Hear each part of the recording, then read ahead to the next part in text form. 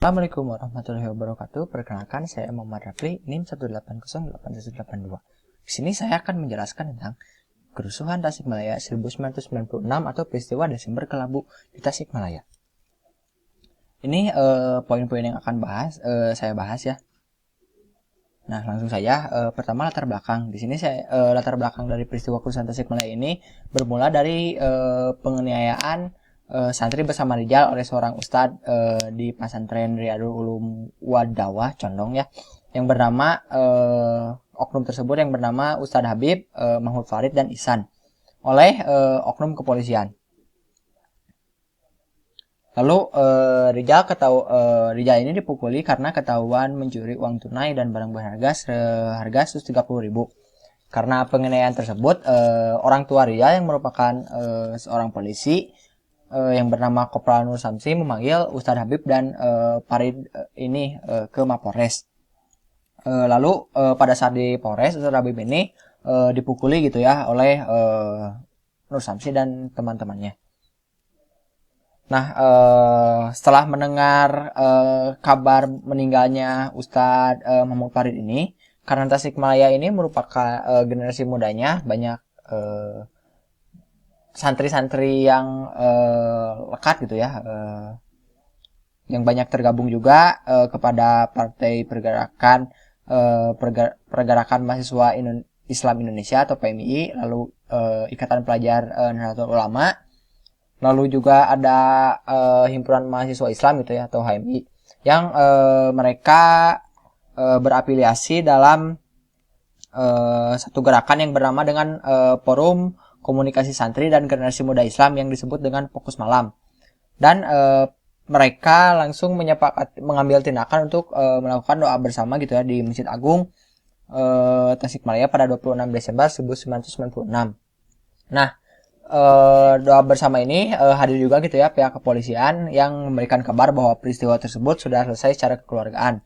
Namun pihak santri tersebut merasa tidak adil gitu ya dan akan menuntut ke Mapolres Tasikmalaya.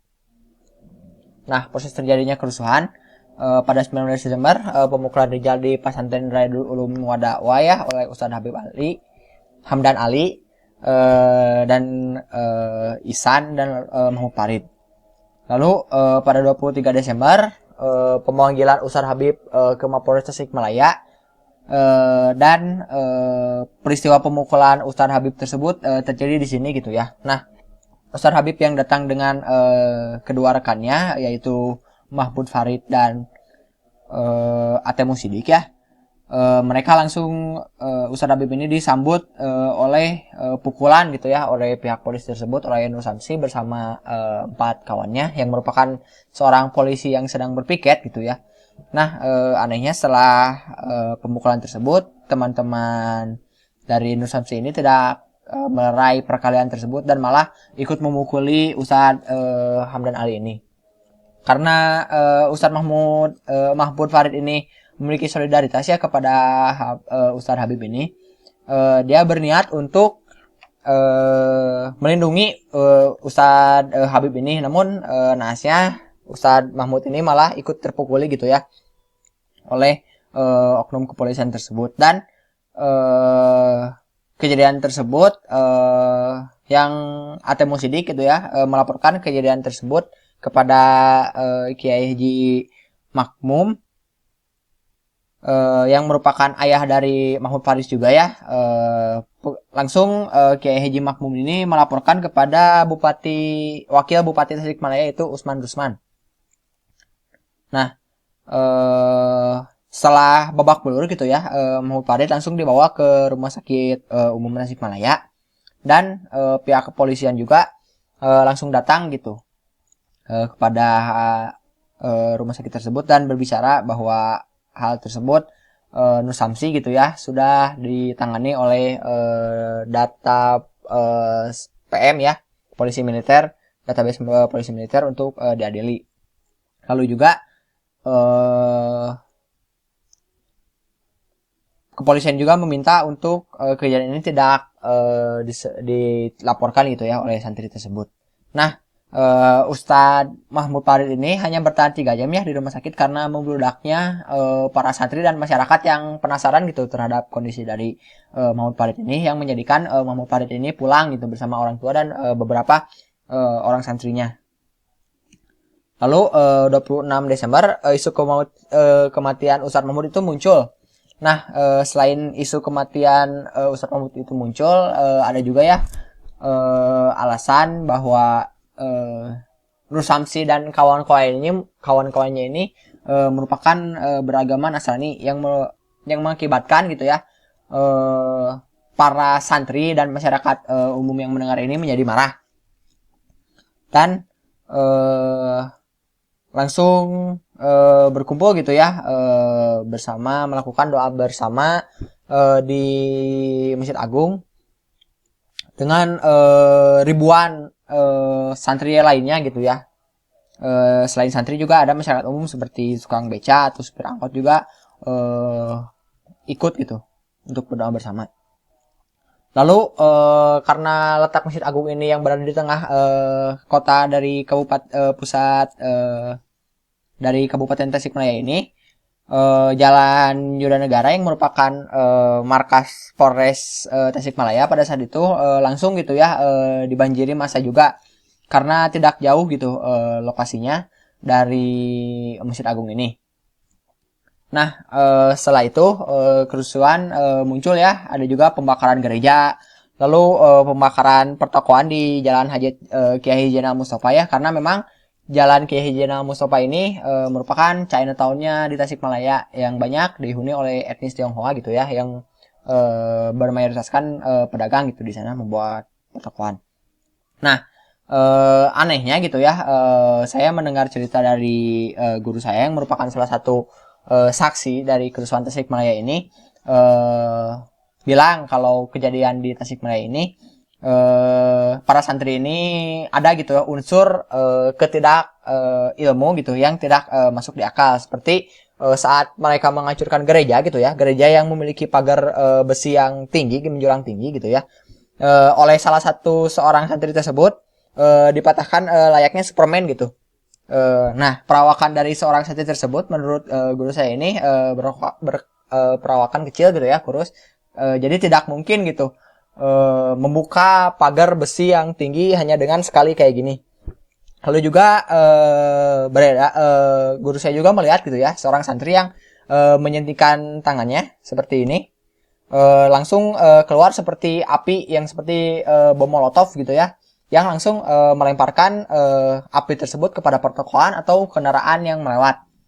Nah, hal tersebut juga banyak gitu ya, bukan dari seorang saja, bahkan dari puluhan orang gitu melakukan hal tersebut pada saat perusakan pertokoan di Tasikmalaya gitu ya. Nah, kejadian tersebut tidak berlangsung sebentar ya, berjalan juga hingga beberapa hari ke depan. Seperti pada tanggal 27 sampai 28 Desember, sebuah masyarakat Tasikmalaya masih diliputi ketakutan. Banyak juga ya rumah-rumah yang dituliskan seperti kepemilikan orang muslim untuk menghindari amuk massa. Nah, pada 30 Desember akhirnya ada pertemuan bersama ya dari berbagai pihak, dari Gubernur Jawa Barat, lalu Kapolda Jawa Barat, Pangdam Siliwangi, dan beberapa tokoh alim ulama Tasikmalaya untuk berbicara gitu tentang mediasi tersebut. Lalu dampak dari kerusuhan ini banyak gitu ya, seperti hancurnya 2 buah pos lalu lintas, lalu 2 buah kendaraan yang ringan gitu ya, 82 traffic light, lalu warning light, rambu lalu lintas mengalami kerusakan, serta 387 rambu-rambu lalu lintas lainnya hilang gitu ya. Lalu markas Polres Tasikmalaya, 13 markas Polsek, kantor Samsat dan kantor subunit Polisi Jalan Raya juga mengalami kerusakan gitu ya. Nah, di sini ada salah satu contoh gitu ya, bagaimana tulisan kepemilikan muslim ini seperti garasi milik muslim. Lalu ada foto pada saat kepungan santri di kantor Mapolres gitu ya, sangat membludak gitu.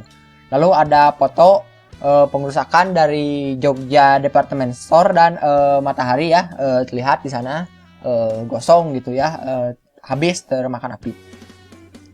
Lalu kerugian pada pemerintah dan masyarakat juga banyak gitu ya, seperti aset 7 rumah warga yang hancur, lalu 6 bank, 98 pertokoan, 8 dealer, 18 pabrik, 3 hotel, dan 100 kendaraan roda ringan dan roda berat ya.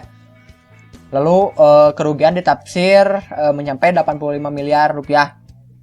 Nah, tadi juga saya sudah menyebutkan ya, ada 4 gereja yang rusak berat. Lalu 8 gereja yang rusaknya ringan, sebuah vihara yang rusak berat, dan 1 kelenteng yang rusaknya berat juga.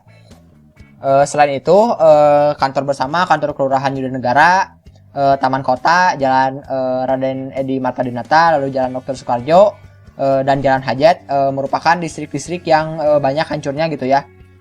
Lalu sampai ke jaringan aliran listrik dan pipa saluran PDAM tersebut rusak juga gitu pada saat kerusuhan ini.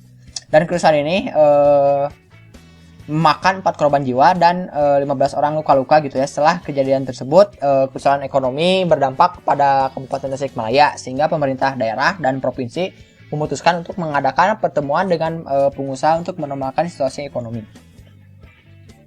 Lalu dilakukan juga normalisasi keamanannya, seperti diperketat lagi oleh satuan polisi militer, polisi, lalu militer, dan pemuka agama ya, untuk melakukan himbauan agar masyarakat tetap tenang. Lalu juga hal tersebut ya, kejadian kerusuhan Tasikmalaya ini membuat dibentuknya pos komando kewaspadaan nasional atau PKKN di setiap kodim guna mencegah potensi kerusuhan lagi gitu ya. Lalu 4 orang aktivis, yaitu Abdul Muiz dan Mimi Khairuman yang merupakan aktivis dari PMI, lalu Asep Ilyas yang aktif sebagai kader HMI, dan Augustina Askar, seorang pro demokrasi ya, melakukan dijerat gitu hukum tentang UU pemberantasan kegiatan superpensi, putusan pengadilan negeri Tasikmalaya ya. Di sana ada berbagai putusan-putusannya, dan kesimpulannya adalah kerusuhan ini memang dipicu oleh SARA gitu ya, isu SARA yang memang pada tahun 1996 ini melejit gitu ya. Bahkan hal tersebut juga membuat para pemuka agama di Indonesia itu berspekulasi bahwa ada sebuah kelompok yang akan mendiskreditkan Nahdlatul Ulama gitu sebagai organisasi Islam di Indonesia. Lalu juga banyak tanggapan juga dari Muhammadiyah. Namun yang paling utama gitu ya, dampak kesimpulan dari peristiwa ini merupakan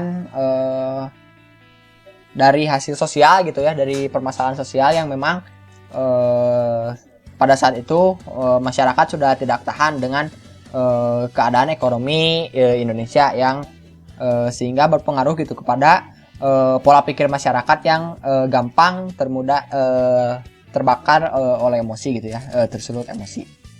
Dan peristiwa kerusuhan Tasikmalaya ini merupakan peristiwa gitu ya, peristiwa besar yang sebelum terjadi peristiwa reformasi yang sama gitu, kerusuhannya mengakibatkan rejim dari Orde Baru ini berakhir.